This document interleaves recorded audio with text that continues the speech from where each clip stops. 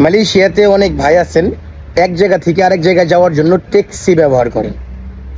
তবে ট্যাক্সি ব্যবহারের ক্ষেত্রে যথেষ্ট পরিমাণে সতর্কতা অবলম্বন করতে হবে।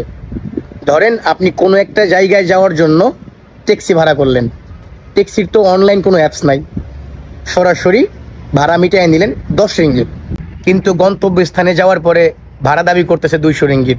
আবার অনেক ক্ষেত্রে শোনা যায় গাড়িতে ওঠার পর 2 কিলোমিটার 3 কিলোমিটার দূরে নিয়ে যে যাত্রী তার কাছ থেকে সর্বস্ব লুইটা নিয়ে ট্যাক্সি ড্রাইভার গায়েব হয়ে গেছে। আর সেই সকল ট্যাক্সি ড্রাইভারদের বিরুদ্ধে আপনি যে রিপোর্ট করবেন সেই সুযোগও নাই, কারণ তাদের কোনো অনলাইন অ্যাপস নাই।